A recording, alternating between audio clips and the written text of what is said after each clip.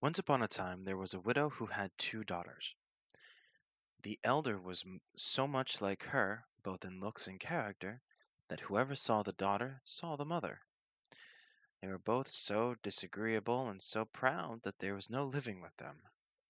The younger, who was the very picture of her father for sweetness of temper and virtue, was withal one of the most beautiful girls ever seen.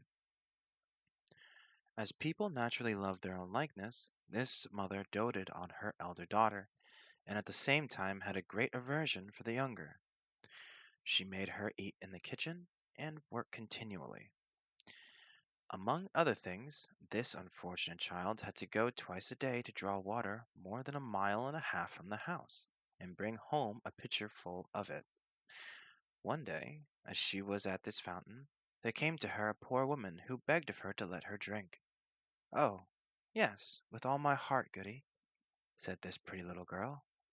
Rinsing the pitcher at once, she took some of the clearest water from the fountain and gave it to her, holding up the pitcher all the while, that she might drink the easier. The good woman, having drunk, said to her, "You are so pretty, so good and courteous, that I cannot help giving you a gift." For this was a fairy, who had taken the form of a poor countrywoman, to see how far the civility and good manners of this pretty girl would go. "I will give you for gift," continued the fairy, "that, at every word you speak, there shall come out of your mouth either a flower or a jewel." When this pretty girl returned, her mother scolded at her for staying so long at the fountain. "I beg your pardon, mamma," said the poor girl, "for not making more haste." And speaking those words, there came out of her mouth two roses, two pearls, and two large diamonds. "What is it I see there?" said her mother, quite astonished. "I think pearls and diamonds come out of the girl's mouth. How happens this, my child?" This was the first time she had ever called her "my child." The girl told her frankly all the matter, not without dropping out great numbers of diamonds. "Truly," cried the mother, "I must send my own dear child thither. Fanny, look at what comes out of your sister's mouth when she speaks. Would you not be glad, my dear, to have the same gift? You have only to go and draw water out of the fountain, and when a poor woman asks you to let her drink, to give it to her very civilly." "I should like to see myself going to the fountain to draw water," said this ill-bred minx. "I insist you shall go," said the mother, "and that instantly." She went, but grumbled all the way, taking with her the best silver tankard in the house. She no sooner reached the fountain than she saw coming out of the wood a magnificently dressed lady, who came up to her and asked to drink. This was the same fairy who had appeared to her sister, but she had now taken the air and dress of a princess, to see how far this girl's rudeness would go. "Am I come hither," said the proud, ill-bred girl, "to serve you with water, pray?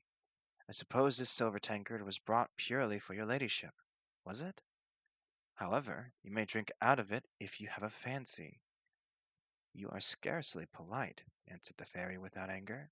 "Well, then, since you are so disobliging, I give you for gift that at every word you speak there shall come out of your mouth a snake or a toad."